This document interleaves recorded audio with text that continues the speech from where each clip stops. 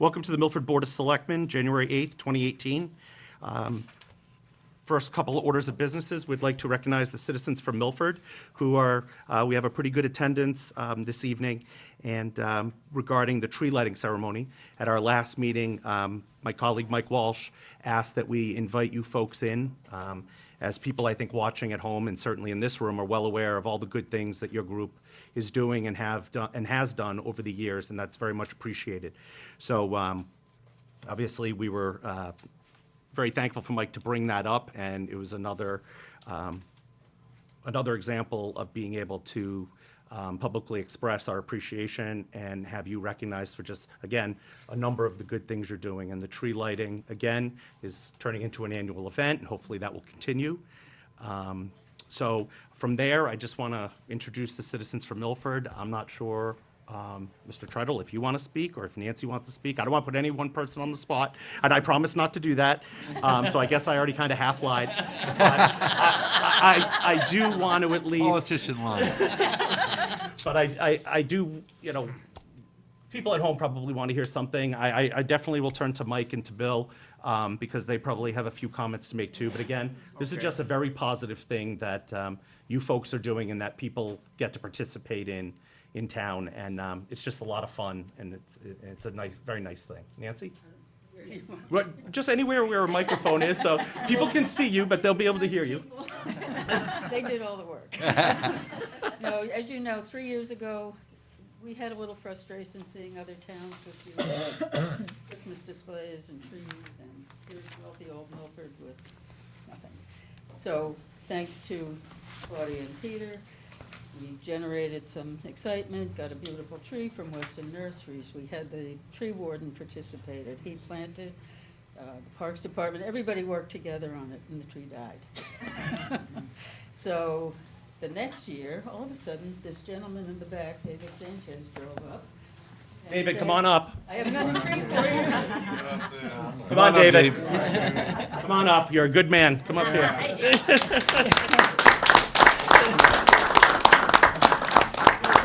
David donated a new tree for us, but he said right from the get-go, it's really not the right tree for here, but let's just do it, and next year I'll bring you another one. Well, sure enough, 2 days before the thing, up drives David with a brand-new big tree.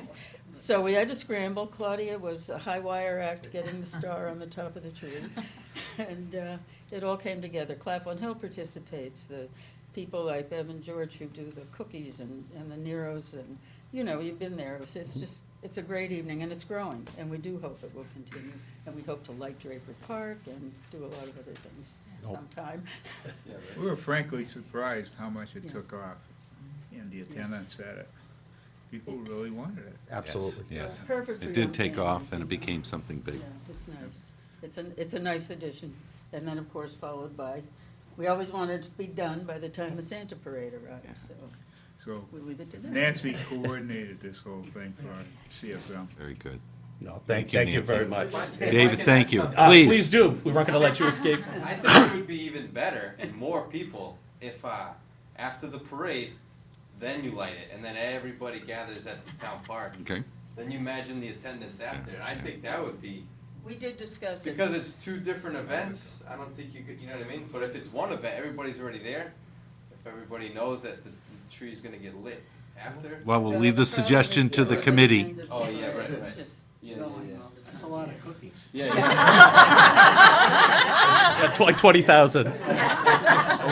We have a vision that all of those trees are gonna be lit up. That would be one of these beautiful.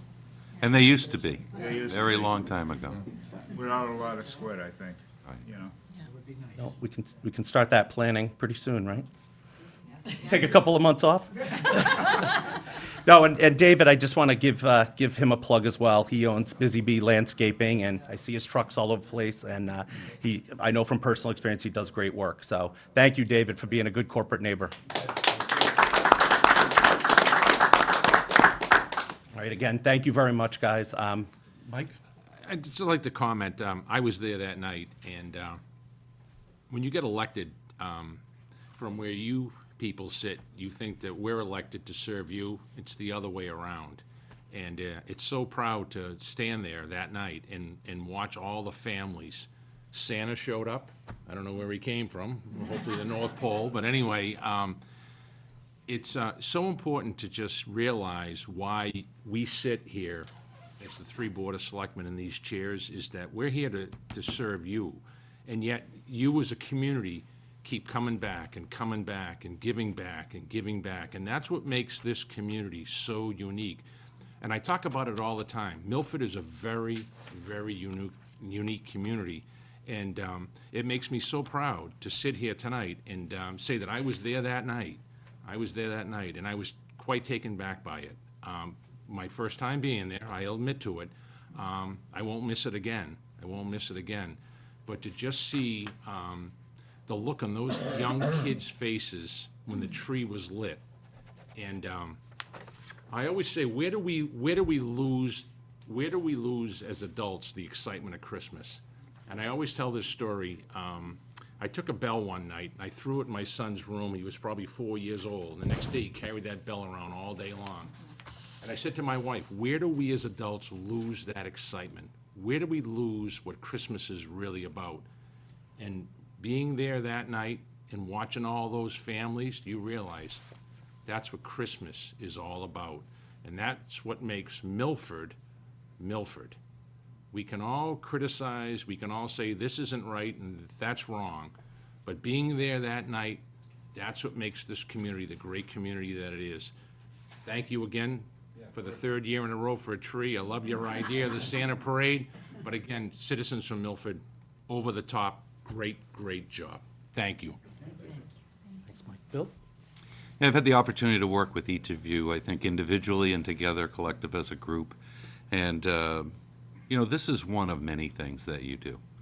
And I just want to let you know that I appreciate it. I know other citizens from this community appreciate a lot of the work you do. And it doesn't go without criticism sometimes. And for those people, I would say, what's it like watching the parade go by when other people are doing so much to create tradition, to create a sense of home and community?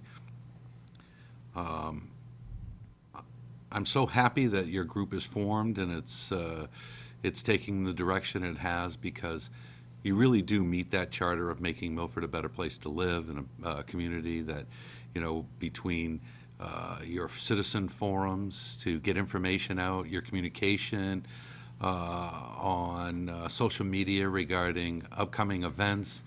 I could go on, but this is another thing to add to it. I know this is about the tree lighting ceremony and the tree lighting and your work doing that, but I want to say it's so much more than that, and I want to thank you from the bottom of my heart.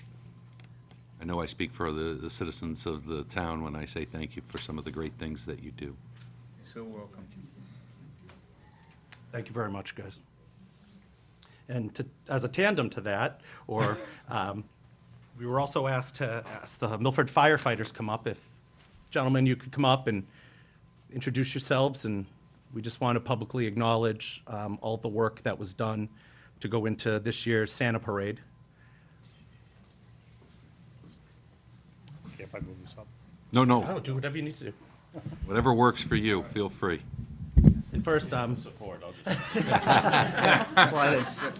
if you guys could introduce yourselves to the community, and then, and I do want to just preface it by saying that I know, at first, a lot of you guys, or some of you guys, this wasn't necessarily the top priority for you to come over here to be publicly recognized, but we appreciate it because that's the type of humble, good guys that you are. But we really wanted your faces here so we could say thank you.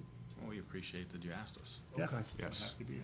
I'm firefighter Chris Cowell, Firefighter Mike Curley. and firefighter Jim Curley. Our parade coordinator, Matt Denman, thoughts and prayers go out to his family. He's at home battling the sniffles and could not be with us tonight. So I'm going to be here on his behalf. I was also on the committee with him. I have no doubt, piggybacking on the tree lighting ceremony, I have no doubt that that's going to take off going forward. The Welcome Santa Parade, sponsored by the Milford Firefighters Association, it's been going on for 30 years, well before I got on the department, or either one of these guys, and I'm sure it will continue on after us. We've had some great leaders in our reunion that put the effort forward, between J.D. Antonio and we had Jimmy Vignoni, we've had Teddy DiPaolo, and now we're just taking on stuff that they've left us. And we hope to live up to that and keep the parade going as long as possible. I think it's a great community event. We try and be all-inclusive. We don't really refuse anybody that goes to show up for the parade. We try and do the best we can. I do have a small list of people that I'd like to thank that participate each year. First, I'd like to thank the chief and the deputy for letting us use the facilities, for letting us use the equipment. It is a bit of a disruption on our day-to-day operations, but we take it in stride and we make it work every year. I'd like to thank the Milford Police Department, because without their help, as far as the traffic organization, closing down the roads and protecting us on the route, it would never be possible. It's really labor-intensive. The Milford Highway Department, all the candy and debris that gets thrown on the roads, you drive down Main Street the next day and you probably wouldn't even know that there was a parade there and there was that much traffic and stuff the next day. They take care of everything. We have corporate partners such as the Sardinia family and Dunkin' Donuts, always support us with all the things that we do. I don't want to miss anybody. We have Birchlers Automotive, which is right next to the fire station. They came up to us a couple of years ago and said, we'd like to build you guys a sleigh so Santa can come in style to the town of Milford in the parade. And they did a beautiful job. The sleigh came out awesome. It's really nice to look at. It's all lit up. They did a really nice job, and that's just all cost to them. They donated it. They store it. I'd like to thank Birchlers Automotive. And of course, our guys. Without our guys, the 40 guys we have on the department, we wouldn't be able to do it. Every group works towards it, whether it's cleanup, whether it's setup, whether it's cleaning the apparatus and the facilities. We couldn't do it without all of our guys. It's one big participation, and we couldn't do it without everybody. And we thank you guys for having us. We really don't need any recognition or anything, but we do appreciate it, though. I appreciate that, Bill. Yeah, so first I want to thank you for being firefighters. I know these weeks are been very tough with water pipe breaks and the number of things that are happening. The idea of fighting fires in this weather and this frigid temperature, and you guys are ready to go all the time and you train for it. I just want to respond to one thing you said, that with your confidence that you're sure it would go on for years after you're here. I don't know. I wouldn't make that assumption, and I'll tell you why. People get busy, life changes, technology, different things happen, and people get very busy and very tied up.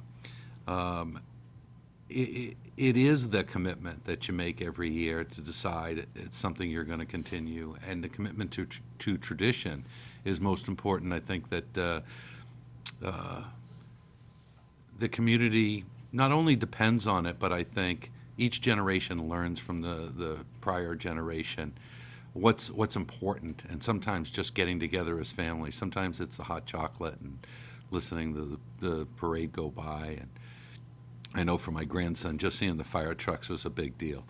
And I'm also glad to hear, hopefully Matt's listening at home, because I'm glad to hear he chaired this year's committee.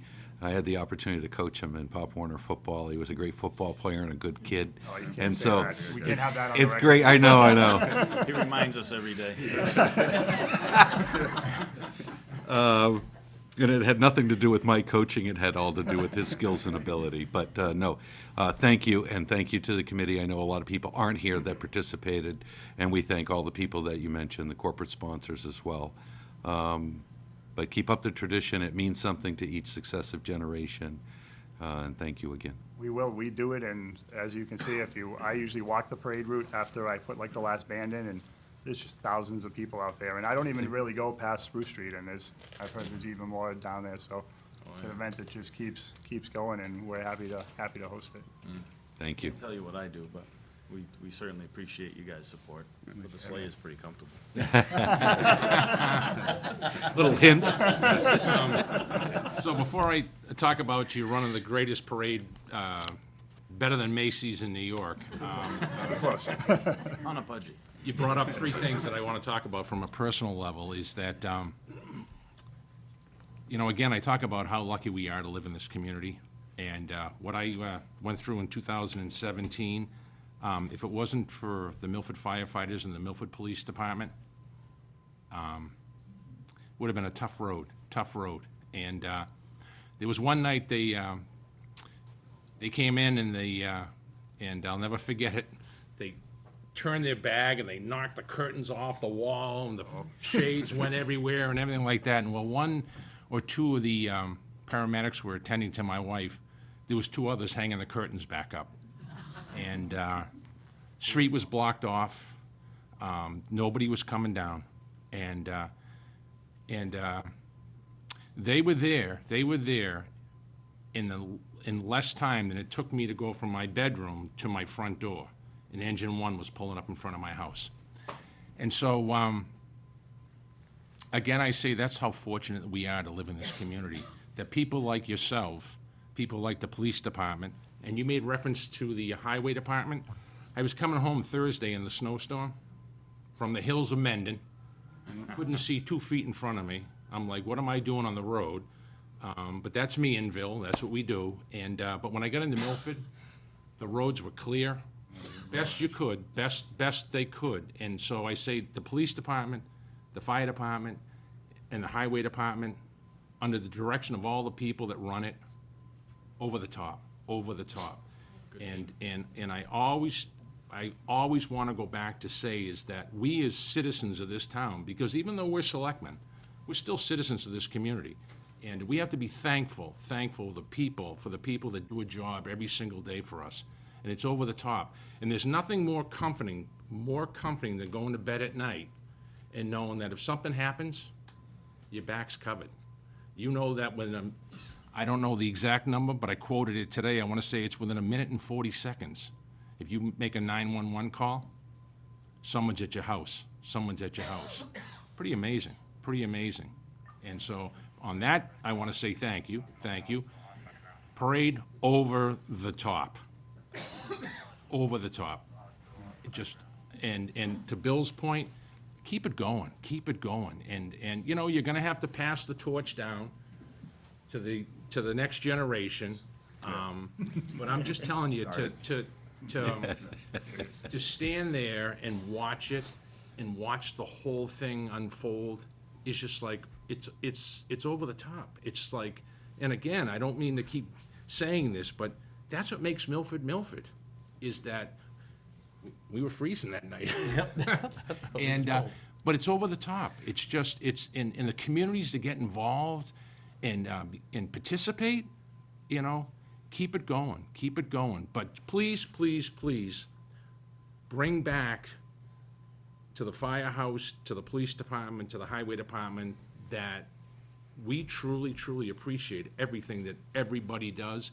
And you do have our support. You do truly have our support. And we're thankful for everything you guys do every single day. Thank you. Thank you, gentlemen. Please give Matt our best. We will.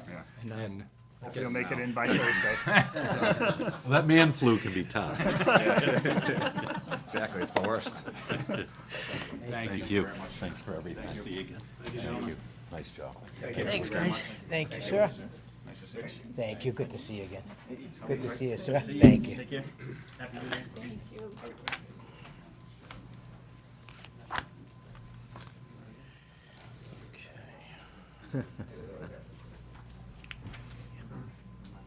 Next item on the agenda is the signing of the warrant for December 11th regular session. Mr. Chairman, I'd like to make a motion to approve the warrant. I would second that, Mr. Chairman. I'll also vote in favor, and that's unanimous. The second minutes is for December 11th executive session. Moved, Mr. Chairman. Second? Also vote in favor, and that's unanimous. Next is invitation to speak. Is there anyone here that wishes to speak? Yes. I'd like to speak. Jamie, we've had a very positive meeting so far. Great. Is that gonna keep up? I'd like to speak. Well, I'm not gonna recognize you or invite you, so. Next are public hearings and scheduled appointments. We can have the finance director and town accountant come up for a budget update.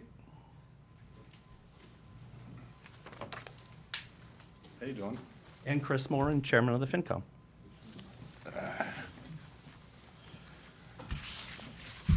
Good evening. How are you, gentlemen? Good. So, We had, I was in a couple weeks ago, we talked about the budget process and the various steps we're gonna go through. We just got through the holiday season, now it's budget season. So we had our first kickoff meeting last Wednesday, met with myself, Chairman Kincaid, Chairman Moore, and Rick Bellani, and we went over the various goals and objectives that we wanted to see moving forward into this fiscal 19 budget. Sounds crazy to say fiscal 19, but it's coming. So I thought we had a really good meeting. We covered a lot of different topics, and then we kind of fine-tuned it from there, and I put the packet together, and you have it in front of you. How would you like to proceed, Mr. Chairman? You like me to go through that? Yeah, I or think you should, and again, especially for my colleagues, because like you said, we had our meeting, so I'm pretty familiar with everything, and I know the gentleman had a chance to go through their packets, but I think if you just want to go through everything, and then Yeah. obviously they can add, subtract, and opine best they can, so I'll All right. turn it over to you, gentlemen. Absolutely. So number one item I always put first is clear the snow and ice deficit. I know it's really important to the FinCom. I think it's a great practice that we've been rolling for a number of years now. A lot of towns don't have that luxury, and it's just becomes an issue when it has to be mandatory to be raised on the recap, and to have that clear right off the bat is really good. So that's the number one goal we have there. The second one I highlight is another big tradition that's grown to a really good number that we absolutely want to keep and wanted to have as a topic of discussion amongst this board as well, was targeted excess levy capacity. For now, we put 3 million on there. Past 2 years in a row, it was around 3.2, a little higher, which is great. I even doubted the ability for us to do that, and we have. So I think it's a nice goal to meet, to really keep everything else in check, and to do that and hit a lot of these other topics is really good. So for now, like I said, we used 3 million. We're still waiting for state numbers, so a lot of this is preliminary. However, it's expected, I suppose, or it's a nice target to reach, and I think it'll be achievable as long as state doesn't come out with anything too harsh, which don't see that happening. Revenue numbers look good. We have 1.5 that we're going to keep on the raise and appropriate side of capital. Looking at the capital schedules, it's a little bit higher than that, but there's also some items on there that very well could get pushed off, and I'm sure there's some big ticket items on there. Again, 500,000 to contribute to the town stabilization fund. I think, again, a really good practice that we've been able to achieve. Some years better, but the minimum of 5 is really what we want to target now.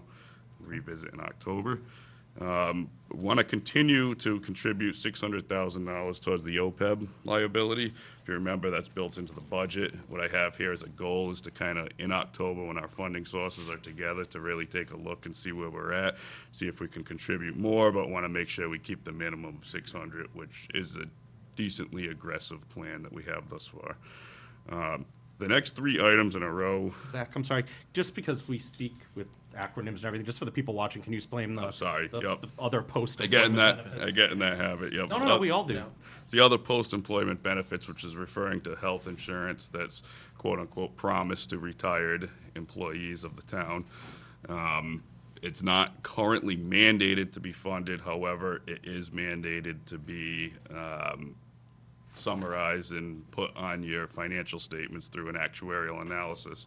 So it is a humongous liability. It is viewed heavily when we do bond issuance, even banking, interest, all sorts of different aspects. So we do contribute towards it, even though it is not mandated, but that very well could change, and it seems to always be in the legislation. So someday, if it is, we're well prepared for it.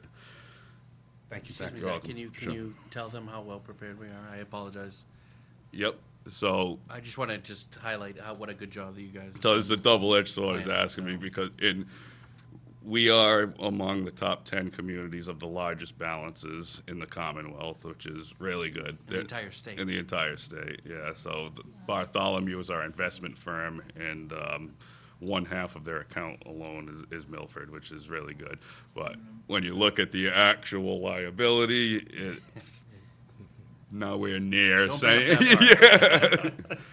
So, but we are doing what we need to do, and it's very smart that we're doing this and have the ability to do so, and very smart that we keep it as a goal to meet every year. The next three items are various special revenue funds that we monitor and try to prepare for, and I think this year, whether it's gonna be May or October, I do think we need to contribute to replenish some of these funds. One of which is the compensated absences special revenue fund, which is when employees retire and they have buybacks, if you will, of vacation, or some unions with sick buyback. The funding comes from that special revenue account. And there is adequate funding. Tom, what's the number on that? Just slightly north of 100K, so about 100.2. So I think we will be fine until October. However, we do know that there is expected to be a flurry of retirements that could very well eat that up, so. And those are on legacy contracts where we're no longer carrying that forward for some of the, these are the people that get that benefit as a result of some of the, what I call legacy contracts, right? Correct. Sick leave buyback. It's not a practice we're continuing and moving forward with as part of our strategy. Correct, yep. Also vacation, stuff Right, like that. Right, you Yep. have liabilities where Yeah. they're entitled to their vacation time. Exactly. At the time of establishment, it made it difficult to really have a department budget or stay within budget guidelines when you have 3 or 4 major retirements happening. So Right. we created the special revenue fund. As you heard from Tom, there is 100K. We should I don't see any necessity in May, but we just want to keep an eye on it. And if we have the funding and we are in a situation in October, we can be in a situation to fix it. It's kind of hand in hand with the next one, which last year, Town Administrator Valani set up the Injured on Duty Special Revenue Fund, and if you recall, we pulled that money out of Department 122 of the Selectmen budget, which was approximately $70,000 per year, and we set up a revolving fund through the Modernization Act that came out. Balance there?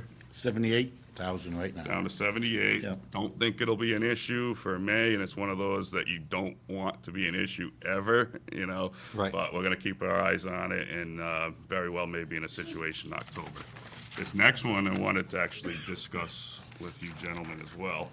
So, discussing with Benefits Coordinator Kelly Capisi, we have that, I think just you, Selectman Buckley at the time, had put what was on the board that authorized a article of $100,000 for the insurance mitigation plan, which basically when the town had switched to a more premium-based plan, it generated savings in the budget and wasn't hurt the employee a little bit with additional expenses.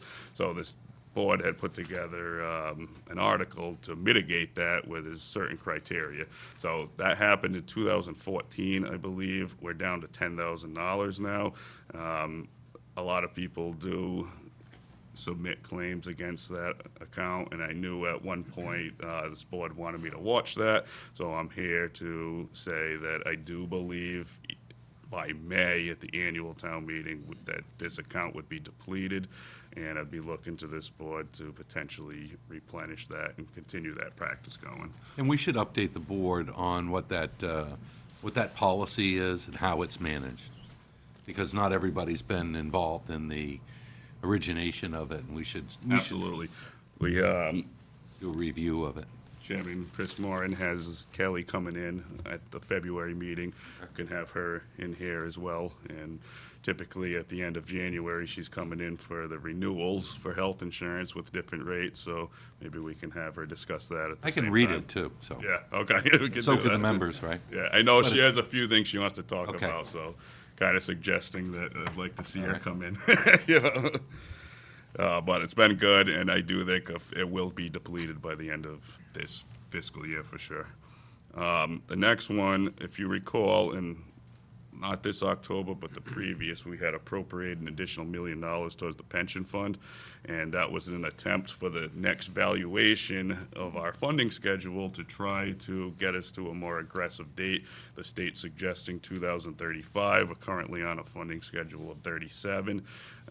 When we did that million, we knew that it would help get us there without a drastic increase. At the time, it would have been north of 10% per year, which was just a little too aggressive and not necessary. But at this time, given we did that, we can adopt, the retirement board can adopt a schedule that they're really pushing of 6.5. They gave us 6.7 and some other ones, but I would recommend 6.5, which currently we're at 5.5, so it'd be 1 point, but it would get us to a 2035, and that would basically be like the next really nice bell to ring to say that we are on a 2035 funding schedule with a lot of the other state systems. So I do suggest that we try to achieve that and adopt that funding schedule.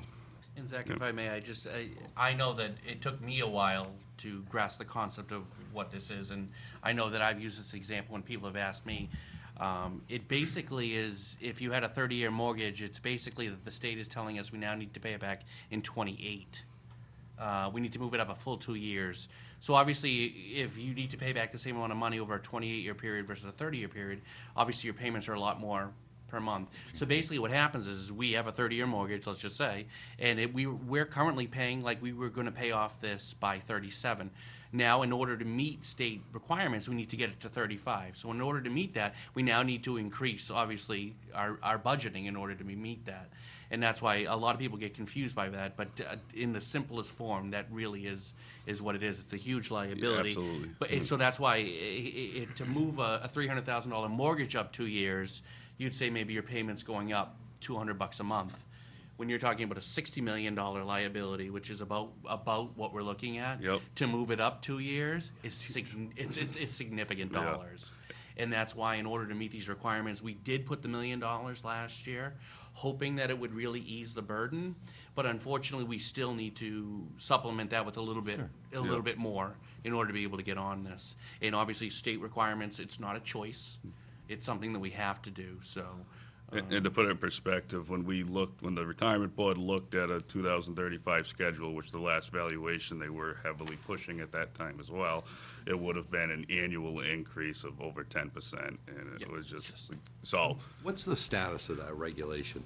I don't want to interrupt It you. is mandated, you have to fund it, unlike OPEB. Where it's not, yeah. Where it's not. Yet. We are, yet, keyword, yes. Okay. So it is mandated. We have close to $100 million there, so I mean, we are doing really good. So it would be a nice jewel or feather in the hat to say, to get it on 2035, it really would. Yeah. Did I throw you off? I'm sorry. Yeah, seeing if there's any more questions, but moving on, we have MS4 plan, phase 2, notice of intent, that's coming. If you recall, last year, there was the 1-year delay. This is, I'm highlighting it here because I think it's a big deal, and it's coming, just saying, we gotta be prepared for that, so. $2 million in free cash, if you recall, we had purposely saved coming up to, number one, clear the snow and ice deficit and potentially handle any other items that may come up that need that type of funding source. Water company, continued preparation. We'll be marching through that this year. I got the next two items are kind of hand in hand. I find them confusing. Will jumped on it immediately, so maybe you could help me here. But the last time we did a bond issuance for the geriatric, which we bond on their behalf. They pay us the bills, the principal and interest, reimburse us. Last time we did the expansion, the expenditures came in $365,000 less than what the actual bond issuance was. So we have these called excess bond proceeds. There's very limited things you can do with that. So in the meantime, they're paying back 6.2 because they have no other option, yet they didn't spend it. So the only thing that you are allowed to do is take that money and put it into another capital project of very similar nature, meaning same bonding years, same rebuilding something. Hard to do. Otherwise, it sits on your books forever.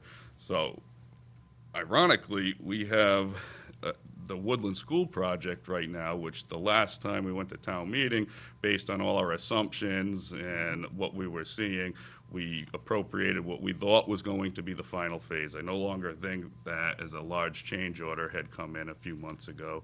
And it's similar to the amount of money that's in the geriatric. So I think we have a really unique opportunity here to kind of kill two birds at one stone, if you will. Yeah. But we could move those proceeds over to Woodland, clear the books on that side, but then that begs the question, so what do we do with geriatric? So I would propose that out of free cash raising appropriate, whatever, we reimburse them. So it's kind of like, The shell game.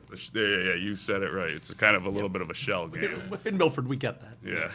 You know, but it's a good opportunity, and again, ironically, the numbers are very similar, so we have some time with that, but I'll be doing a lot more research, but I think it's a great opportunity to kind of And square so up people there. understand, and you had already said it, Zach, but just, yeah, if we didn't have the Woodland project, that $315,000 of excess funds that we're paying a note on would sit on that line item Yes. until there's someday, maybe possibly, another Exactly. project with that same amount of years to borrow in a capital Exactly, project. exactly. We'd pay interest So- for it to sit in the bank. Yep, yep.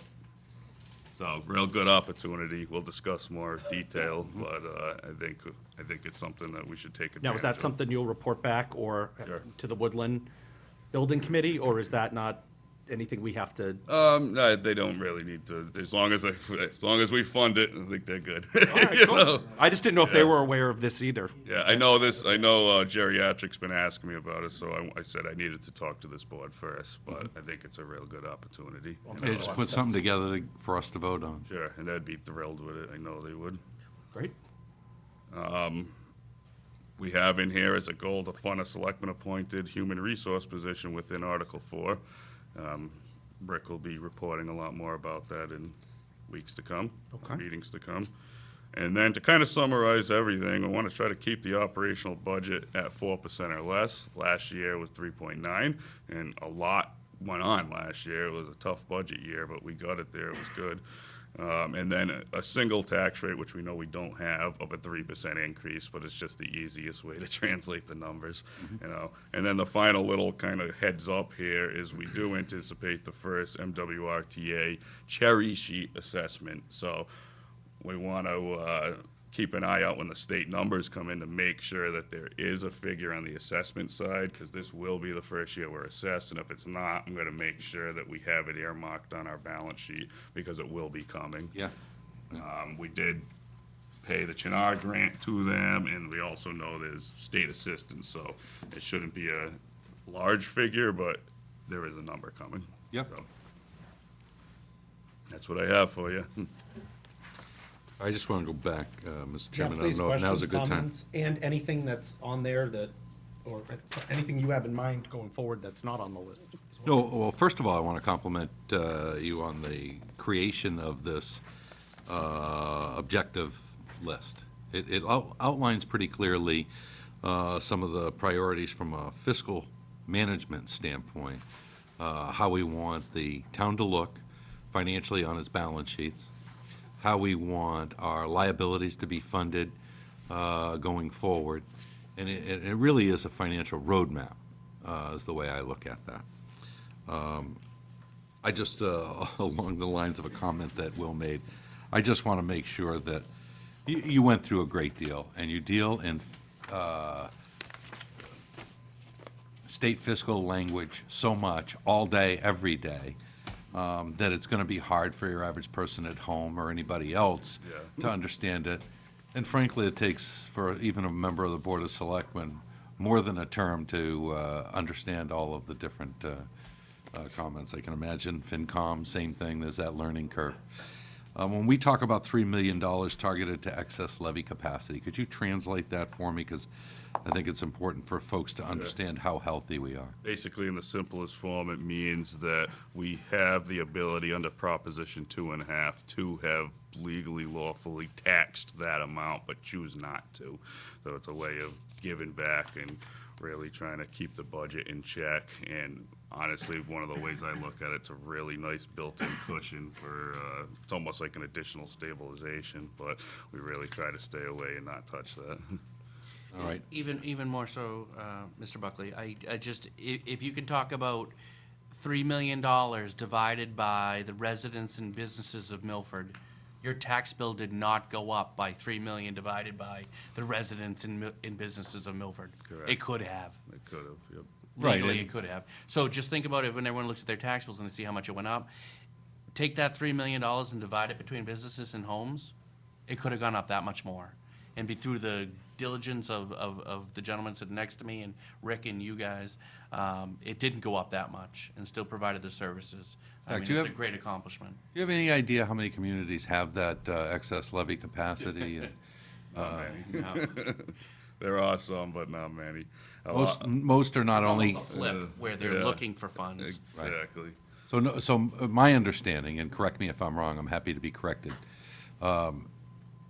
Not only are communities taxing to the maximum 2.5% capable that the state allows, but there are a significant amount of communities that, in addition to that, override Definitely. Proposition 2.5 think the number and was- taxing greater amounts. I think the number was 114 last year. Who have overrides? All right. But I can imagine that the number at Not all were least, successful, but Yeah. yeah.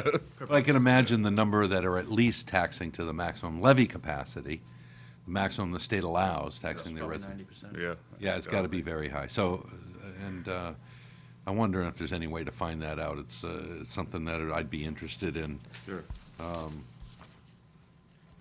To a lesser extent, the town of Milford's had underrides for how many years? Well- Basically, it's a good way of looking at It it. really is. They do exist, you don't hear very much, I think Yeah. a couple of towns, This is a one on the built- Cape, this is I a- know, this is a they built-in actually do override. that. Yeah, It's a built-in override exactly. without the vote. Yep. So, Actually, there is a vote at town meeting, but. and we're going to have to figure out some strategy to bring forward to town meeting because the game has changed a little bit. We need to communicate out to the public on the water company, how we're going to put that acquisition process and repackage it. So I'm glad you've got it here as a bullet item to be mindful of. Thank you. Thanks. Thank you, Mr. Chairman. Not that I want to diminish the work that Zach and Tom do every single day, but, Mr. Chairman, I have to say to you and your Finance Committee, I want the general public to understand the reason that we're in the situation that we're in is because of the diligence, the due diligence that you and your Finance Committee do every single day. And I'm going to use as an example, Saturday morning, we had a budget meeting for the school committee. And for the people that don't understand, the school committee budget's the largest budget in town. And it's almost like having your Christmas list. We come in and we say, we want this, and we want this. And you and the Finance Committee want to be Santa Claus, and you want to give us everything we want. But you got to say sometimes, well, you can't have this here, and you can't have this here, but we'll give you this here. And to sit there Saturday morning and have the chairman of the Finance Committee and another Finance Committee member sitting across the table from me sends a clear message that we're all in this together. We're all in this together. And people need to understand that, is that the reason that the town of Milford is in such great financial shape is that it's all the players involved.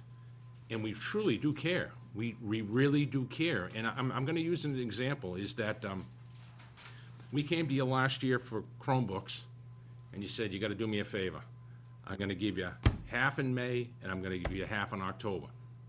And there were some people that said, no, let's go for the whole thing. And you said, guys, please, do me a favor. It's working together. It's working together. And you gave your word, and you delivered your word. And people in town need to understand that. That's what makes this community so successful, is that we all work together, you know?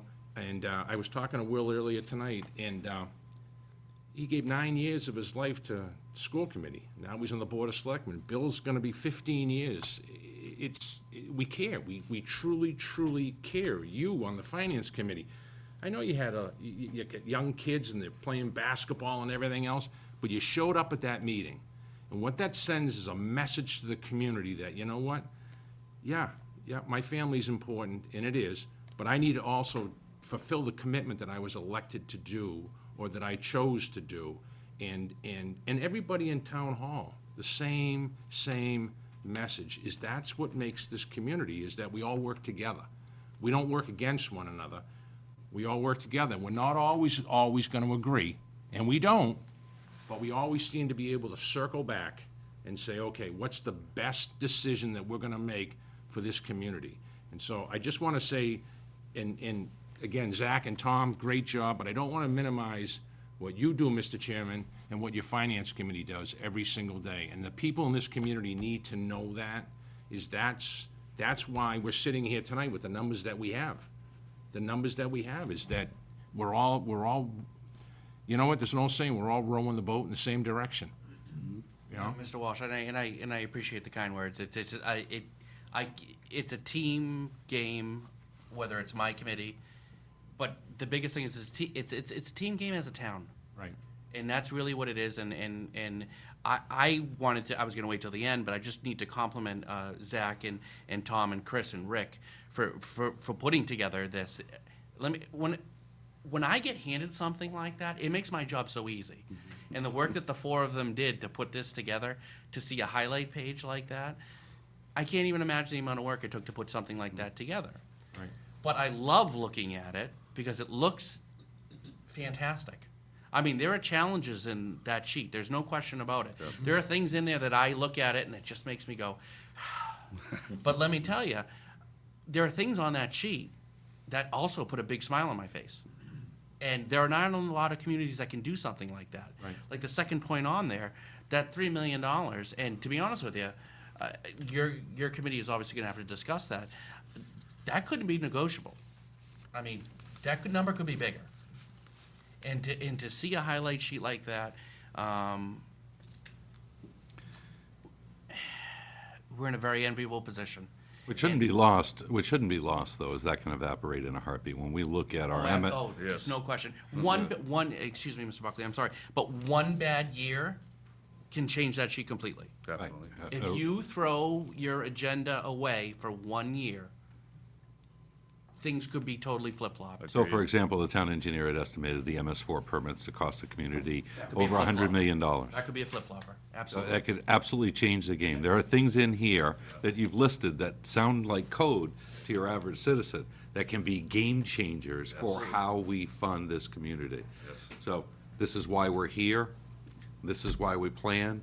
This is why we try to be prudent, conservative in our views, because when you look at our liabilities associated with pensions, when you look at MS4 permits,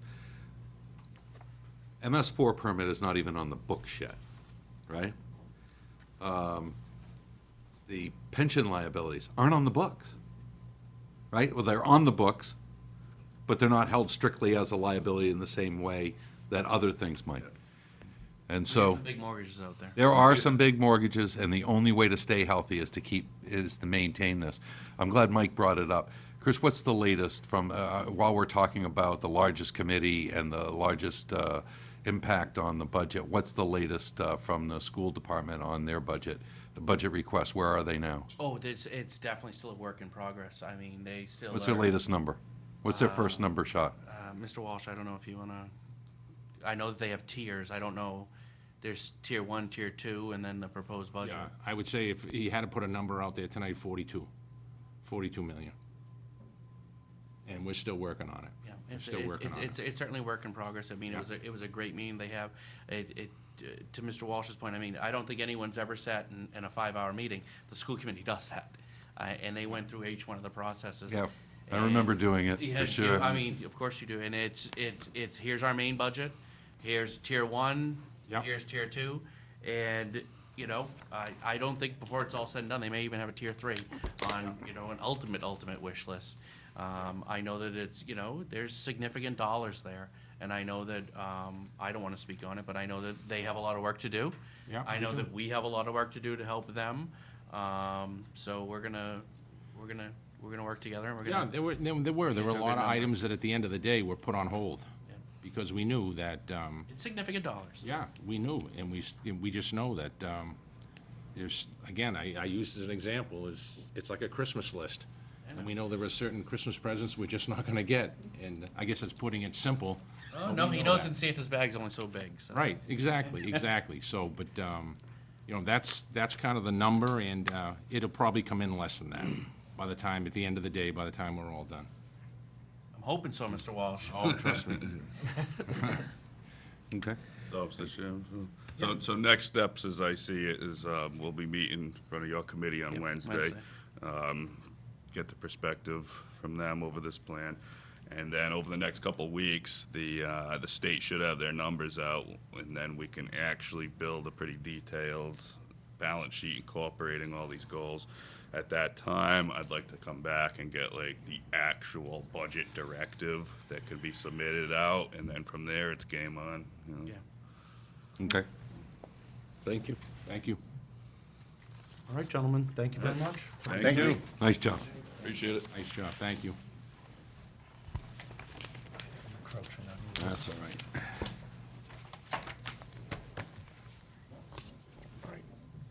Next agenda item is the election working group. We have Brian Cole here, who's co-chairman of the election working group. He's going to come up and give us an update. Brian, how are you? Good, how you doing? Good, thank you. It's balmy. All right. So I have stuff written, but just feel free to interrupt and ask questions. Okay. Be less boring that way. Committee met for the first time Thursday, December 14th at Town Hall. Amy and I put the meeting together. We had representatives from the Board of Selectmen, Police Department, Town Accountant, Buildings and Inspections, the Highway Department, and so on. The main focus was to sort of figure out what we were going to do for the upcoming town election in April. I'm sorry, Brian, for the purposes of it, could you state the goal or Sure. charter? I think some people aren't aware, so. Well, that's fine. I'm not 100% sure myself, so let's figure it out. The committee was founded over the summer with the intention of improving turnout in the annual town elections in March, April. Used to be March. As you know, last year it was, 17%? Everyone was very excited in September for the referendum to get 29%. That's still pretty lame, technically speaking. So we're looking to see what we can do to increase turnout, both in short term for April and long term, years and years down the road. Obviously, there's not funding to do any sort of flyers or new signage or anything like that. Amy Hennessy Nevis, the town clerk, is working on existing signage, trying to, getting Middle School East sign and the high school and Stacy and the elementary schools, so we can put a message that says town election April 3rd, that sort of thing. We're also working with the Junior Women's Club to use the little wooden signs over by the bike path, get messages on there. We have the electronic sign downtown by the police department.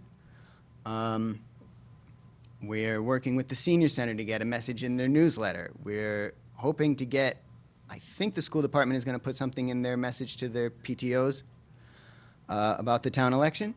See, will I forget anything? Oh, right, the Blackboard alerts, or whatever the phone notification system is that we used in September. We're obviously going to do that again. The other thing we talked about was social media outreach. Now, I know the town does not have an official Facebook page, and we as individuals are going to promote the election, and the candidates are going to promote the election on social media. But I think it's time the town had a Town of Milford Facebook page to put out things like how to register and how to get an absentee ballot and so forth. Well, that can be right on the clerk's webpage, right? It can, but I think it would be better to have it on a Facebook or something like that, because not everyone's going to go to the town clerk's. There's a better chance of people stumbling across it if it's on social media, I feel, than if it's on And if it's social media, I'm not knocking it. Just my thought is, one, it could be on the. I think it already is, to be honest. Okay, and then secondly, there's nothing that would prohibit the town clerk from having a Facebook page for websites, right? Rather than a town clerk. Sure, we could do it that way. And elections. there certainly are, there's a highway department one and a police department one and so forth. So they already exist departmentally. Sure. In some cases. Amy would say that that there's a time issue that there's no time in the office for someone to put together a Facebook page. So that's an issue we have to work out, I think. Okay. But it is an important thing, and some way or the other, there should be a place we can get that information out. Sure. In addition, of course, to the fine work that the citizens from Milford do. Sure. In that regard. Sure. Let's see. Brian, can I ask you a yes, question? go for it. I'm sorry, I don't mean to interrupt you. Please. Only because the three of us have run for election many, many times, and Selectman Buckley and myself were standing in pouring rain the last election, and has any consideration been moving the date, the election date, moving it into May and getting it out of the end of March or April, getting it more into May? I think you'll, by doing that, just using the last election as an example, the weather was awful, awful. Sure. And people just aren't going to, as sad as it is to say, people aren't going to come out. And Selectman Buckley and I had a conversation. We said, here we are standing here running for public office, and we've been out here all day long, but yet people won't take the time to, and I'm not criticizing anybody, what I'm saying is, but yet they won't take the time to come out and vote. No. And there is So if we moved it and got into a better month, where the weather, the chances of the weather being better are better, I think that'll increase your vote count. It's possible. It's also been suggested that having the election in months later in the year, not in April, would get more candidates. As somebody who went door to door and got his 30 signatures last January, that was awful. I don't have to tell you guys that campaigning in January and February is no fun. At all. No, of course not. Can I ask you a question? Yes. Why, is there a reason we don't have it in the November before? So instead of April 2017, the election would have been November 2016, concurrent with the state and presidential elections. To be honest with you, it's been that tradition. Tradition, I was gonna say, yeah. from, obviously, all the years it was March until it was moved, and as we discussed the history. Yes. And of that, so. Right, and that was the next thing I was going to bring up. In fact, it hasn't always been April. In the 20s, when the charter was put in place, Election Day was the first Tuesday in March. Then at some point in the late 60s, early 70s, it was moved to May for like 2 years, 3 years, something like that. And then it was moved back into April. I assume that was because there was like a time crunch issue and they were having problems finishing the town meeting before the end of the fiscal year. Back then, town meeting took like forever and got just adjourned and adjourned and adjourned over and over again. So that's probably why it wasn't then. I would be in favor of looking into that personally. I've done some preliminary sort of number crunching based on the election results in other towns, and I think I sent you the results of this. And there's not a noticeable advantage to having the election on a Saturday instead of on a Tuesday, or later in the year as opposed to earlier in the year, or anything like that. I'm still willing to look into that sort of thing, and you're right, there's no reason it has to be in April. I think, Brian, because this is also really the first time we're getting together after you folks had your first meeting. And then I think what we want you guys to do is to figure out amongst yourselves what the recommendations are, what the goals are of the group, because a lot of things, even, the town moderator was there. He had a lot to add. A lot of the folks, we ended up talking about voting locations. In a lot of ways, it was great when we had the schools. Sure. They were more spread out. However, the that was police going back chief was to not- like 15 years ago, my first year on the school committee. We had people wandering into the schools, going past where they were voting. That was, especially with the elementary school kids, that was not something that parents, teachers, or quite honestly, any of our public safety folks were happy with. So that's how we ended up going with the private clubs. And obviously, when you come into parking and geographic locations, we don't have a lot of choices for voting locations. Sure. But I know that was something that came up, because now the high school, which is pretty much geographically in the center of town, we have huge parking facility there now. When we didn't have enough spots years ago for even cover graduation, now we have ample spots for graduation and the fields and everything of that nature. So I think voting locations, time, all those types of things, we actually are looking for you to meet with your committee and even decide whether or not there should be, I know there's people looking to get appointed to that group. We're looking to you and Amy for the makeup of that group. I was going to get to that. Okay, no, I just wanna let the folks know who are watching too, that there is a purpose. There's been a lot of legwork. Well, no, we're kind of getting off into sidebars, No, I know. which is fine, but we really just want to make sure that the direction's clear, because we obviously had a different goal in mind when the committee was formed, and then just for a lot of different people's health and personal reasons, things got postponed. So you have a much later start than you had anticipated. And this is really our first time getting together with the entire board and to the public. So, Of course. I just wanted to throw that out there, that we covered a lot of information, and there's a lot of different things that they're looking at. So I know personally, that's what I'm looking for from the group, are those, a myriad of recommendations, whether turnout, location, because before we can even, as far as I'm concerned, before we can even worry about more people coming out to vote, we have to keep our numbers at least consistent for people who live on one side of the town but have to drive to the Portuguese Club or the Italian Vets, and they're Sure. actually driving by one voting location to get to another. That's the stuff that I hear about. That isn't a criticism to anyone else. Interesting. But it's also the fact that we have a lack of options. Luckily, besides the senior center, there's 2 private clubs in town that allow us to use their facilities. Because if that ever changed, I'm not sure what we would do. Going to Saturdays. Yep. Well, I was going to say, if you had the vote on a Saturday, and let's go real off in the weeds for a second. One of the behavioral science groups I've been talking to is trying to push the idea of voting festivals. As certain people keep reminding me, back in the olden days, you would go and cast your vote for George Washington, and they would have a keg of hard cider next to the polling place, and then you would cast your vote, get your cider, and have a party. So the idea of voting festivals is sort of back in vogue. And so if we combined the vote, move the vote to a Saturday and combined it with Celebrate Milford Day or something, I don't know, that's a thing that could improve turnout. I hear, Well, I those hear, are the recommendations I look I hear forward to. terror behind me. I can. But look, I mean, you have the fields at the high school. It's not completely insane. It's mostly insane, but something to consider.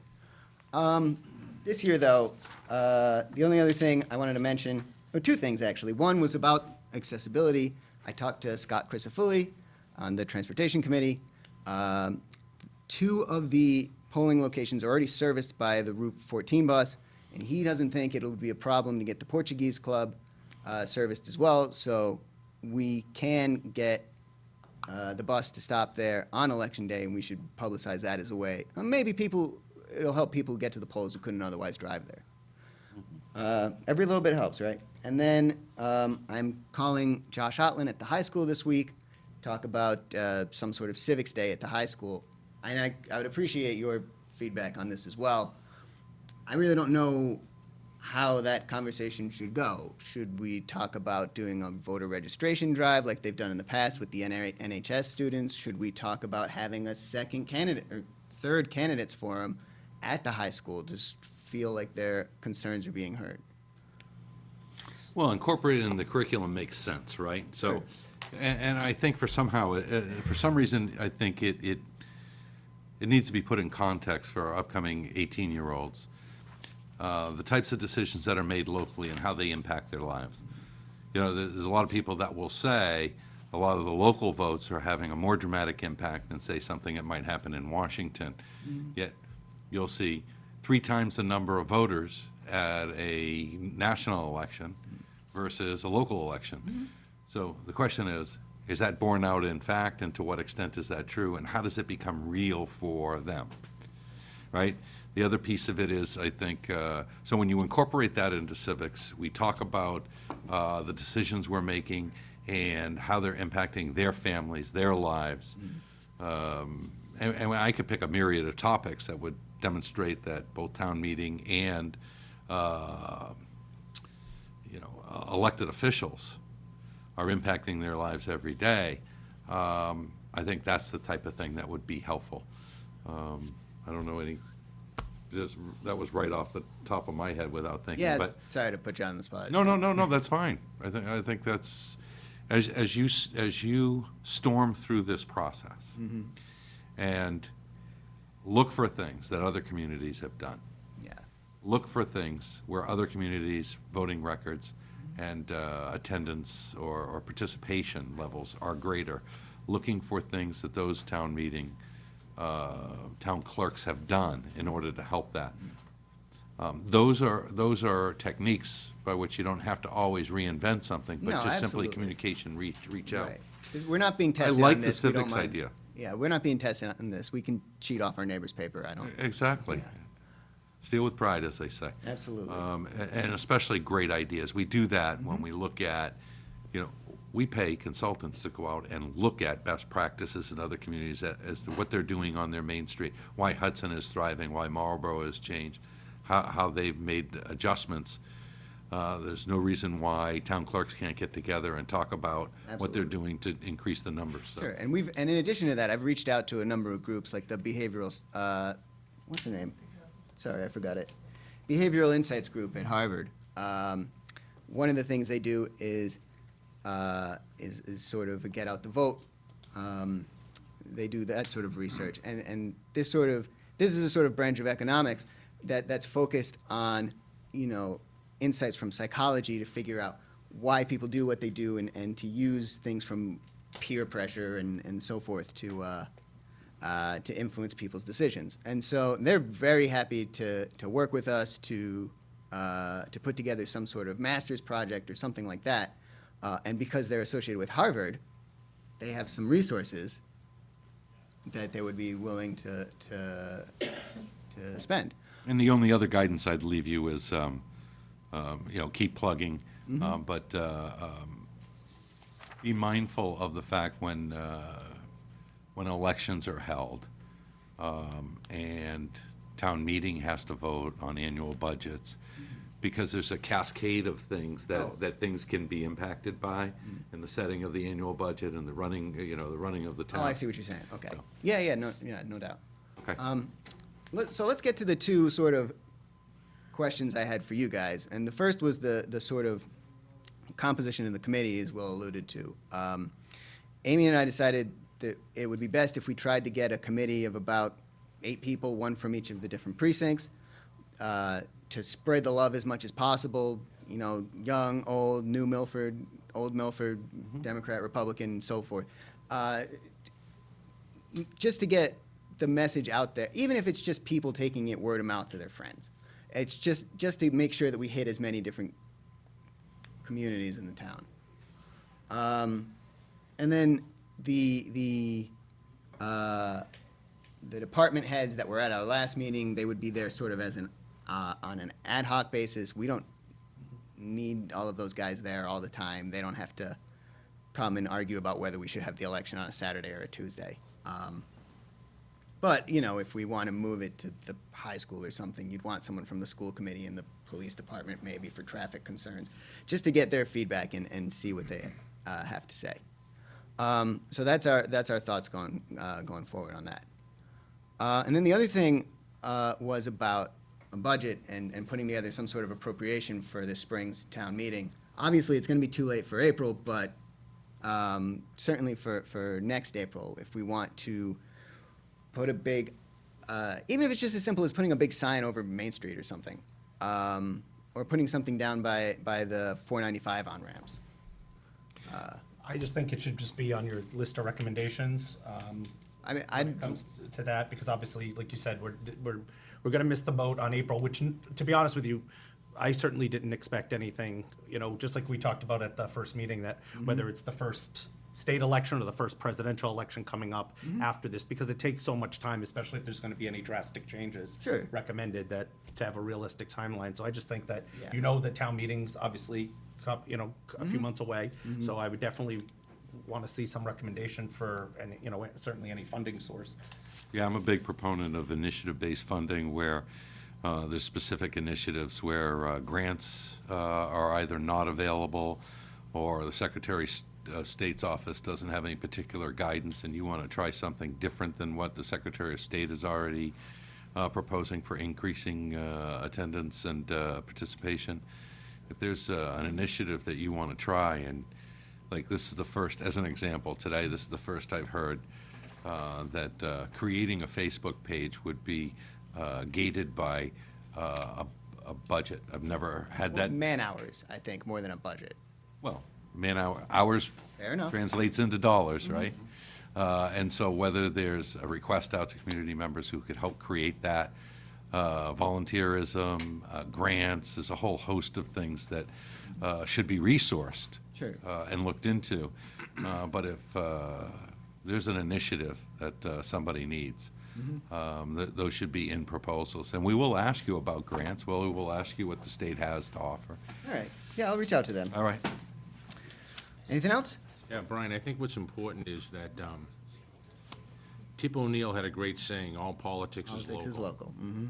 And you need to get that message out over and over and over again, because what people have to understand is that, and they do, but what everybody needs to understand is that there are decisions that the three of us make that impact their lives more than the President of the United States sitting in Washington, D.C. And when they decide that, they don't want to vote because they don't think it's important, it's very important. It's very important because we're making decisions on a local community that impact their life every single day.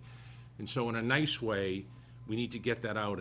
We need to get that out, and we need to repeat it over and over again. Sure. And to Selectman Buckley's point, I think your civics idea is a great idea. Even if one of us goes into the high school and talks to the students. I always tell this story. When I ran for school committee, my kids were already out of the district. And everybody wondered, why is this guy running? Well, because I care. Why do my children have to be in the district for me to run for school committee?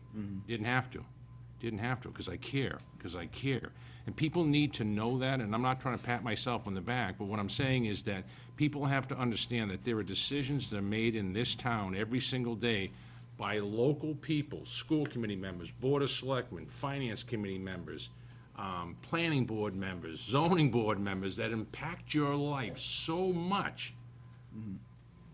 You need to come out. You need to come out because it's so important. And again, I go back to is that what I would like your committee to do is to continue the great work that you're doing, and this is the first meeting we've had with you, but continue to get that message out there, is that, the Board of Selectmen, the school committee, the finance committee, the zoning board, the planning board, all these people want you to know that it's imperative that at election time, you come out, because you either elect us or we appoint people that are gonna make decisions on a daily basis that are personally gonna impact your life, more than what's going on in Washington, D.C. And I'd like to see a focus on that as well. Sure. One final request before I go. Well, I'm going to have to put you on the spot for a second. Are you getting new signs for this campaign? Am I getting new signs? Yes. I haven't really thought about that yet. Can I make a request? Sure. Please put the date on the sign. Please. I noticed last year, if you drove around town, you knew there was an election sometime in the spring. Yep. Because there were a million candidate signs all over the place. But none of them had the date of the election. You're right. And I know it's an extra expense because, you have to print the signs again. But No, I appreciate that. some brave soul somewhere. Just a lot to fit on a little sign, so you just gotta make sure people can read the date. I know. So maybe those should be a whole different set of signs. Well, listen, that gets into the sign by law, and that is way above my pay grade. I'm not going to deal with it. All right, thank you, Brian. Thank you, gentlemen. We could always do the new wedding thing, save the date, send out a general mailer. Actually, I'm okay A magnet for your refrigerator, right? Next agenda item is the town administrator's report. Rick? Yes, thank you, Mr. Chairman. Just a few items tonight. One, I just want to update the board on the progress of requesting permission from Verizon to attach flags to the utility poles. We've completed and submitted the municipal decorative pole attachment agreement.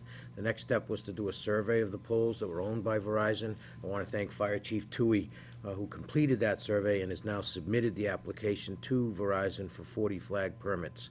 Once that hopefully is approved by Verizon, and there's no reason to think it would not be, the town will then sign a decorative license agreement, and then we should be free to go to then contact Mr. Mack, who, as you know, has generously raised money to purchase the flags. I've also spoken with, contacted him today, and he's aware of where we are, and he seems very pleased.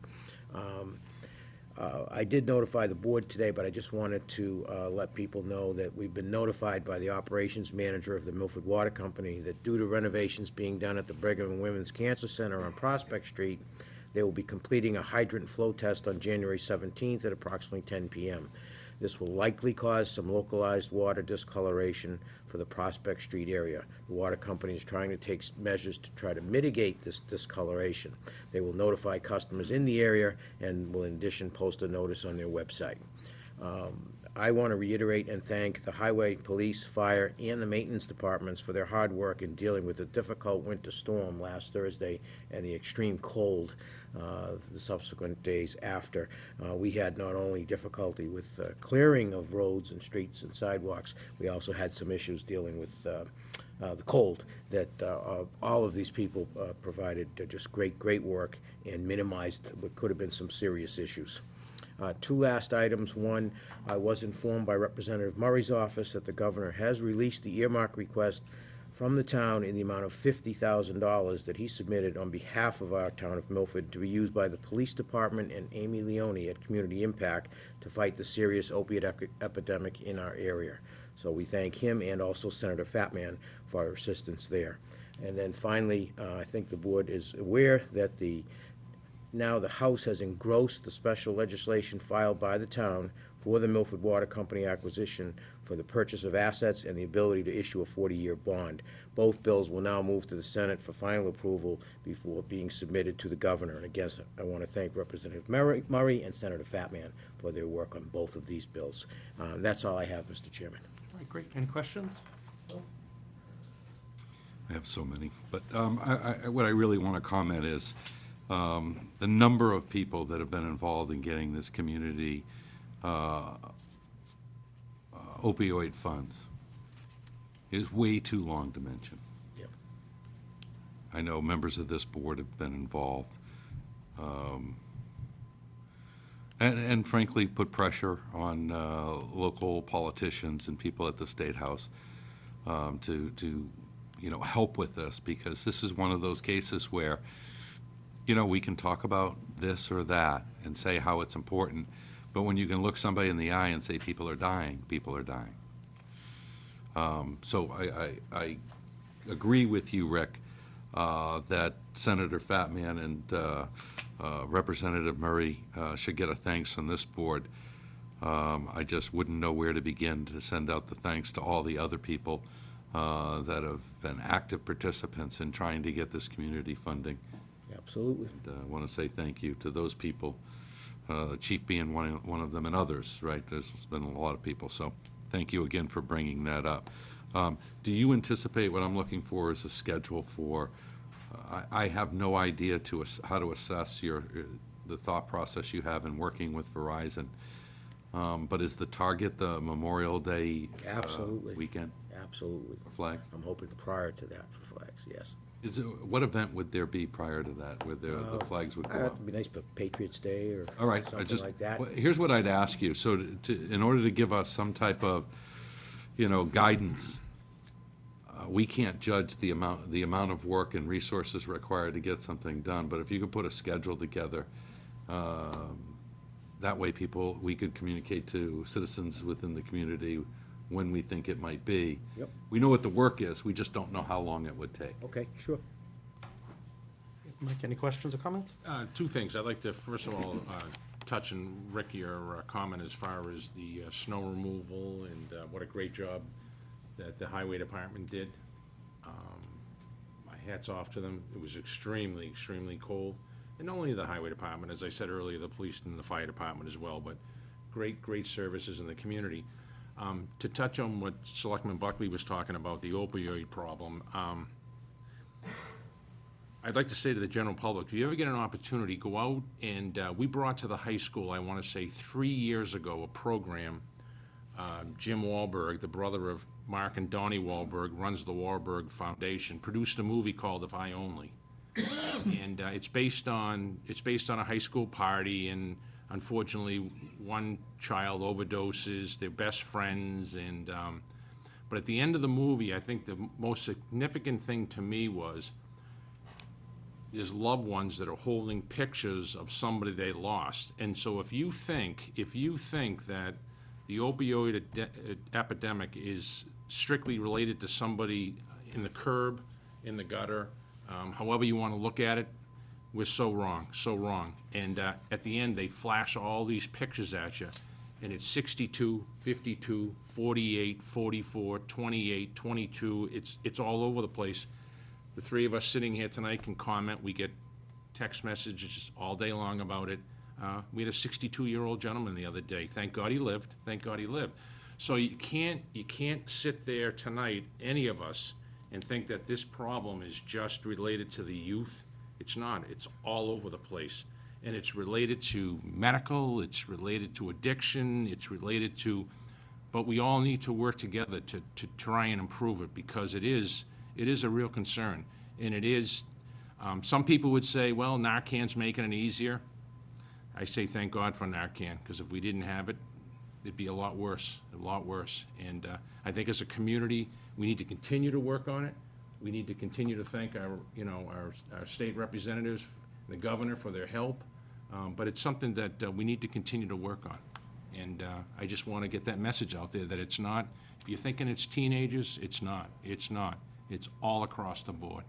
And we need to help. Thanks, Mike. Moving on, our next agenda item is old business. And we have an agenda or a draft agenda for the all-department head meeting that we called for, and it's scheduled for January 18th at 6 PM. Rick, thank you for putting this together. I believe we approved this the last meeting, or was that the Yeah, I made one first little draft tweak. I and we think tweaked it? Selectman Buckley had a recommendation that we tweaked it a little bit, so I did that. It's ready to go.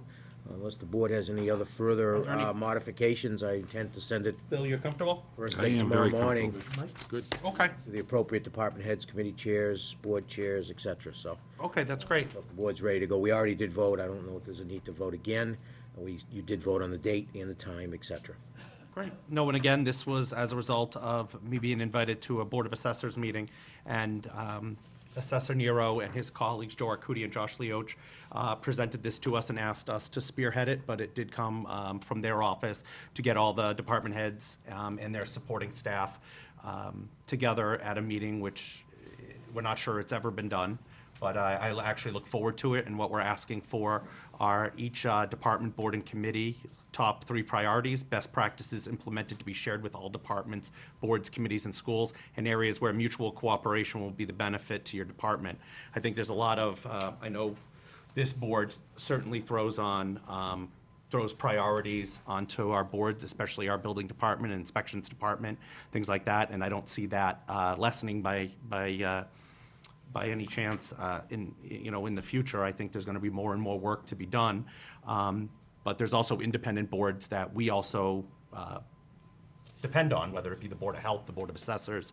So instead of all of us having our own priorities and going our own way, at least finally opening up and having formal communication so that we can be on the same page, hopefully, and help achieve our goals. I think most of us have the same goals. I think we probably just have different paths to getting there, so hopefully we can formalize that path. Next agenda item under old business is the MS4 general permit appeal update. Rick? Yeah, basically, I provided a memo to the board. The Massachusetts Coalition for Water Resource and Stewardship provided us an update specifically on the MS4 general permit appeal. The court has appointed a mediator to try to assist in settling. If mediation is not successful, the case will likely be litigated. There's a group, the Massachusetts Rivers Alliance, and its membership. They've challenged the EPA's postponement of the permit. They hope to get it overturned so the permit could take effect immediately. There has been a request from the MCWRS for further funding to help litigate the case. They're again requesting each city and town contribute funds to be based on population. Our assessment would be an additional $2,500. I'm placing that in front of the board to determine if the board would be so willing to authorize the town of Milford to spend or contribute, I should say, an additional $2,500 to further the appeal. We do have it from an existing budget, so we would not need to raise it or anything like that. So we do have the resource to do that, should the board so vote. Again, it's likely that this will probably not be settled, and so I think that's the issue right now, presently in front of this board, whether or not the board would vote to contribute an additional $2,500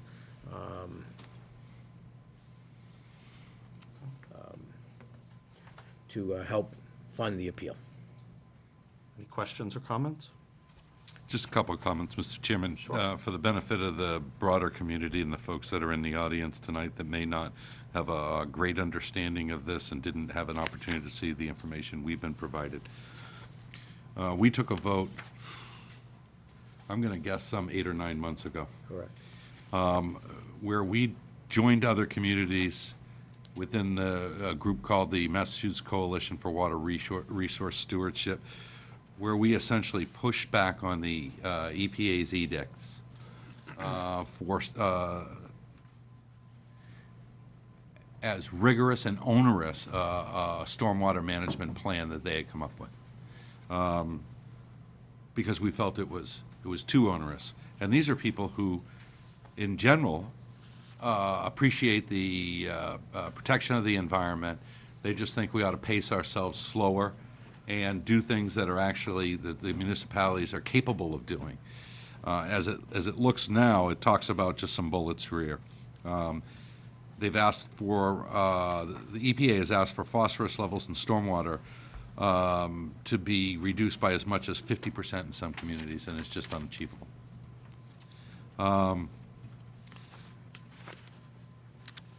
They've asked us, the communities, to be much more aggressive in our illicit discharge, and it doesn't take into consideration the amount of activity we have already looking for illicit discharge within our stormwater system. So that is people that might have septic discharging directly into our rivers and streams. Then here's the more difficult one. Implement measures to regulate pre- and post-construction runoff of new development sites at 1 acre or more. The other thing is they're looking for communities to create stormwater management taxation departments for anybody that has up to 2 acres of both parking lot space and roof. So when you combine their parking and roof space, any of that runoff that may have phosphorus in it from rainwater, because rainwater has phosphorus from the cars we drive,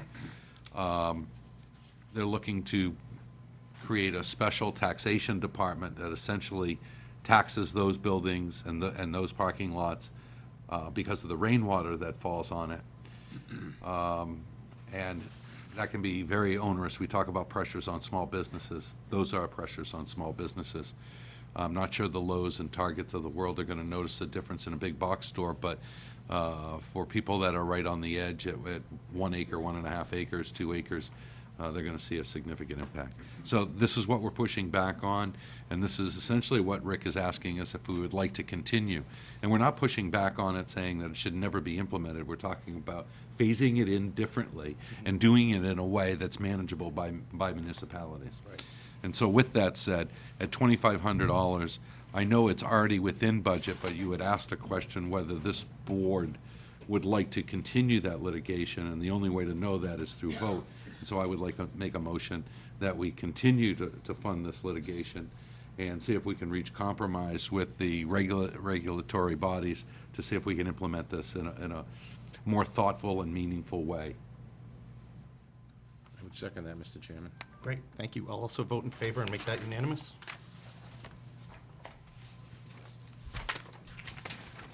Any additional old business, Bill? I do. I had asked, and I don't need the information tonight, but status for tax title on the property on Princeton, and looking for an understanding of where we sit relative to sexual harassment and compliance. I just wanted to see if I could get an update in the next few days. Sure. Thank you.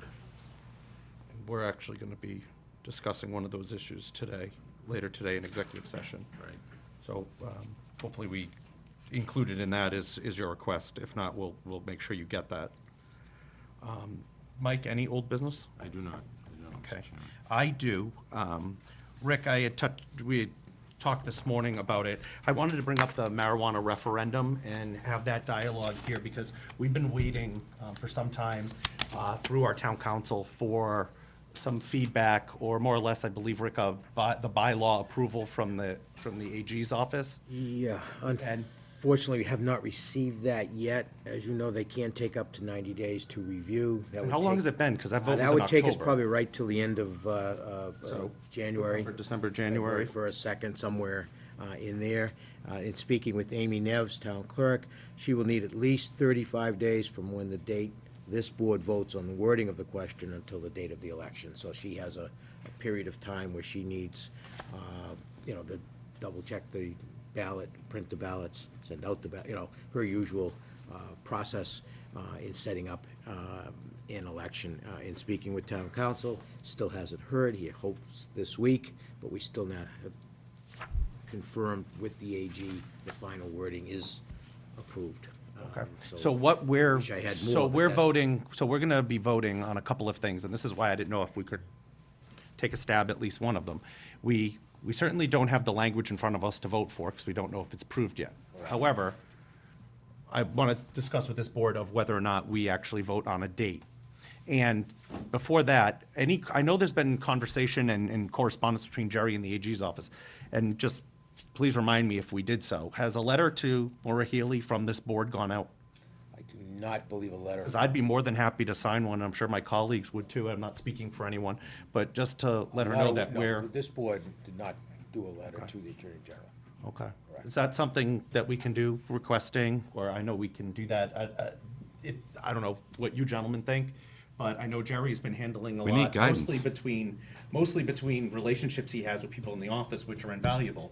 But I'm thinking that maybe the three of us should also sign and send a letter to the Attorney General, just asking for an update and the fact that we are looking to have a referendum prior to that April 1st deadline that the state put in. If they didn't have that deadline, then there could have been a benefit of possibly combining it with the local election. The reason people aren't comfortable with that is because we don't know what's going to happen from April 1 to even the April 3rd election. That's leaving us with a loophole or just uncertainty for whatever that means. Might not mean anything, but Or it that's could the, mean that that's the 200 concerns that- applications come in. Right, that people are reaching out to me and that I don't have an answer for. And when we do reach out, Jerry acknowledges that that's, an interesting time period. So I also talked to Amy as well, and she explained the same thing, that it's 35 days from the day we vote on an election. Of course, we don't have the language to vote on, so. So, Mr. Chairman, if I might offer something, why don't we look at our next meeting and make a decision at that meeting? Have the language in front of us have Jerry's proposed language for a referendum. Because either way, I don't think we're avoiding a referendum. No, and I agree with that. I don't think we're avoiding a referendum either. I think it's no Question matter is, what. what's the language? Regardless of, I mean, there's a lot of folks, there's community groups, there's private companies, as the result of all the compromising that went on at town meeting to solidify and vote for that language. Those folks are all still working together and are looking for direction and a date, because they want to make sure that they get, do whatever work and due diligence they need to do to get people aware of that. I mean, here we were earlier talking about getting the word out on an election. I mean, that's what this is, a referendum, regardless of where you are on it, that, this was the compromised language so that, businesses were protected and still Town meeting got what town they meeting wanted, got what they right? wanted, and the public. I think by, what they sending a letter, Mr. Chairman, and by the three of us signing, we're sending a message, a very clear message, and that's what we need to do. Okay. No, I appreciate that. Well, we should be prepared to vote on something next meeting. We should get Jerry's best shot at what a referendum's gonna look like. Okay, because, because what we Because he's have to already worry about, suggested and language. my only heartburn with that is that's now 35 days out further, 2 weeks from today? You know, so.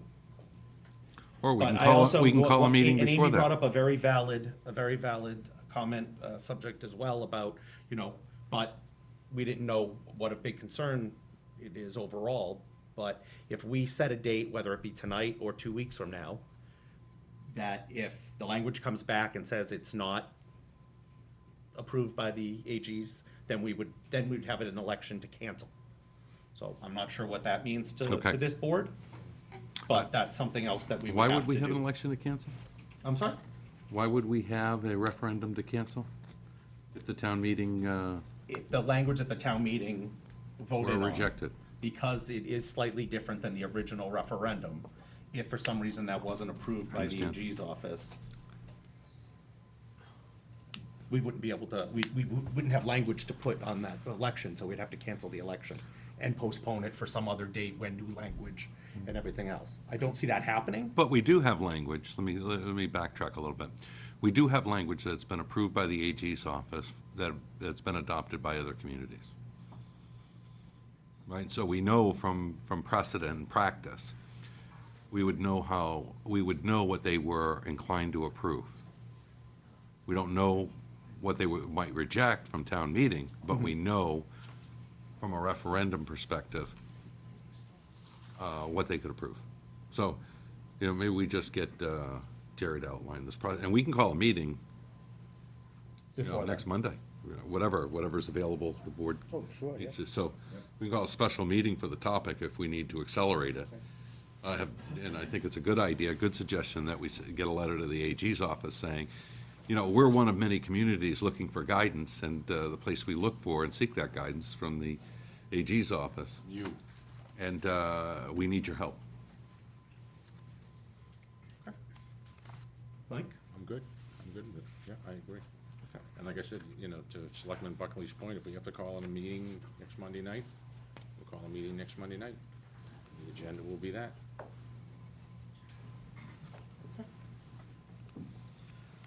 All right, do we need a motion for a letter, or is that something we can draft, Rick? and Consensus.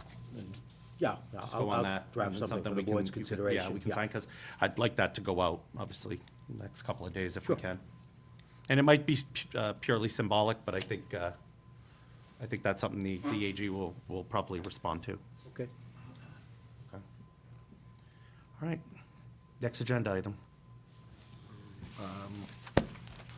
Under new business, we have a memo from the Highway Surveyor, Scott Crisafulli, representing the Transportation Advisory Board.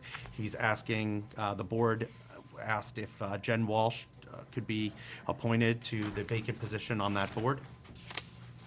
I think Jen Walsh is an excellent candidate for this board and her background with the community, so I'd enthusiastically support that and make a motion to approve Jen Walsh to the Transportation Committee.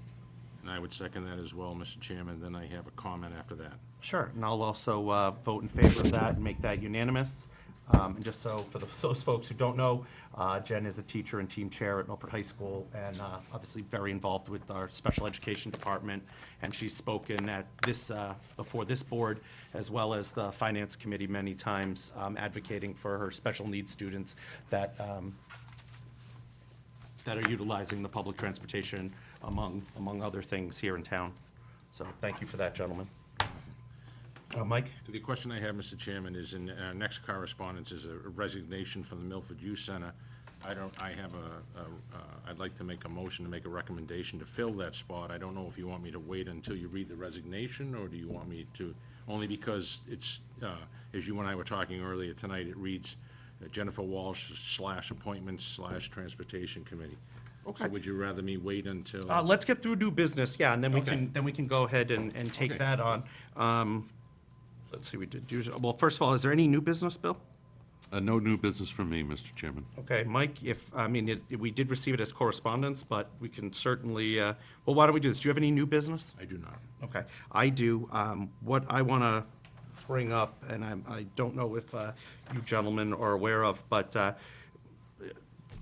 Rick, I know, I'm not sure you and I have talked about this, but Jerry and I did informally. He kind of gave me a little lesson.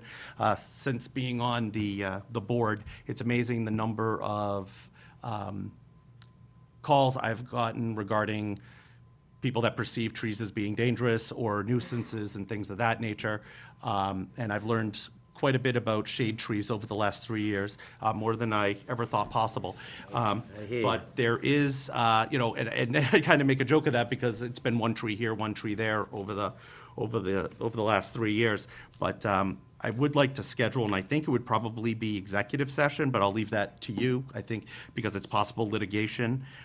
There's possible litigation going on now between the town of Milford and a company and individuals regarding the cutting down of a number of different trees here in Milford on lots that they own. And I think that it's probably at least more value to me, even if we're just this board's acting as a facilitator, to have town council, the tree warden, and quite honestly, and you know this better than I do, I think the defendants in to see if there's any way of avoiding or possibly coming to some resolution prior to, maybe spending a lot of time and money in the courts. I know that's something that Jerry had talked about informally with me, and I just think that we need to have an update, even if our first meeting's just with Jerry and the tree warden. Okay. Because people are reaching out and they're asking me questions, and quite honestly, it's not my expertise, but I want to see if Probably be an executive session, but I will check on that, sure. All right, great. Yep. But we should probably have the parties involved, too. Well, I think it's important, if we can, to have everyone in the same room. Yeah. Okay. Okay, Mike, any correspondence? This is from the Milford Youth Center. Dear Town Administrator and Board of Selectmen, I'm writing to you on behalf of the Milford Commission to inform the board the recent resignation of one of our youth commissioners, and that was Francis Traficante, who said, after giving much thought to this decision, I'm resigning from my position on the Milford Youth Center board. I wish the center nothing but success going forward. If we're going to accept that resignation, we need a motion. I'll move that we accept that resignation. And I would second that as well, Mr. Chairman. And I'd like to just say Fran was a longstanding member, very involved. Did a lot of great things at the youth center, and I just want to make sure that we send a letter out to him, We please. will. Rick, thanking him for his years of service to the Milford Youth Commission. And I'll also vote in favor and make that unanimous. Thanks, Mike. And with that, Mr. Chairman, if I may, I also like to make a recommendation for a replacement to Fran. I'd like to recommend John DeLude, who's been a volunteer at the youth center for many years. Does a great job. He actually goes there in the afternoons as well, works with the children, not only at the events in the evening and weekends and things like that. So I'd like to make a recommendation that we replace Fran with John DeLude. Okay, and that's your motion, right? Yes, that's my motion. I don't have a problem with that. Yeah, Bill? and for the benefit of the public, I want to just read from this letter from the Milford Youth Center, and specifically from Amy Tamani. I'm writing on behalf of the Milford Youth Commission to inform the board of the resignation, and the Youth Commission would like to recommend the following applicant to fill this vacancy, and that's John DeLude of 41 Harding Street. And I'd be happy to second that and to support Amy in the youth center in that motion. All right, and I'll also vote in favor and make that unanimous. Thank you. Thank you, Mike. And Rick, I apologize, I completely missed the Princeton. Oh, that's okay. That's okay. Completely missed it. No problem. That's okay. I received a piece of correspondence that, Rick, I think you and the chief might be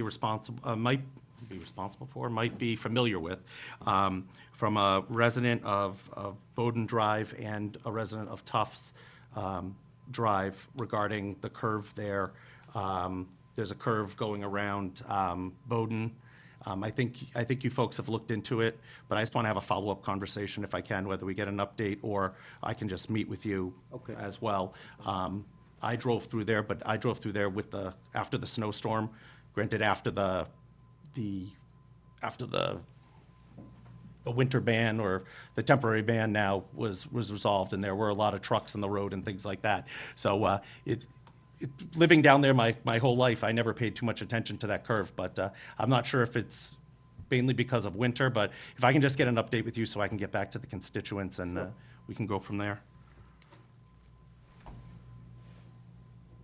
I think we did notify the constituent chief on that one, if I'm not. I think you may have one of them, I'm just Oh, not okay, sure. is there a second one? Yeah, so. Okay, okay. So I just I'm aware wanted of to- only one, I believe, that we did notify. Okay, yeah, one was from Bowden and one was from Tufts, so if we can just, Sure, once I get an update from you, we can I can do that. go from there. Any additional correspondence, gentlemen? No, just, Rick, if you could apprise the board on the follow-up to the discussion we had about the S corner up on Bear Hill, Beaver Street, and issue with 3 or 4 of those trees that are in a public way. Yeah, I had, the tree warden did look at those trees. He's not sure they're under our jurisdiction. He has to determine whether or not they're under our jurisdiction as to where they're located. And he was not convinced that we would need to take those down, so. Again, it's very difficult to. Yep, this has been to a deal number with, of, yeah. tree. I used to do some tree litigation in my days. Actually- Sorry to hear that. Actually, I tried a case for 3 days on trees, believe it or not, many years ago. Yeah, I'd like to, if there's any way possible, to avoid staying out of the courts for some of these old-growth trees, but if we look at the S corner. Let me follow up with him again if I could and get you a written report. Exactly, that's really what it comes down to. Let me do that, yeah. We get anecdotal information, it's Right. hard to process. Right. Okay, Yep. sounds good, Rick, thank you. Thank you. Well, we do have an executive session tonight, but that is the end of of our regular scheduled public meeting. We can have an agenda. Yeah, no, a motion to adjourn? Motion to adjourn for executive session. Are you going to Yes. read the topic? Yeah, and I'll also vote in favor of that, and that's unanimous. We're going to executive session to discuss the police chief's contract, 23 Princeton Drive, and then meeting with the town council regarding an update on the Milford Water Company, the dispatcher's contract, and the Central Street property. And we can go into a roll call vote. I vote in favor. Aye. I also vote aye. That is unanimous, and we will not be coming back to public meeting. Thank you and have a good night.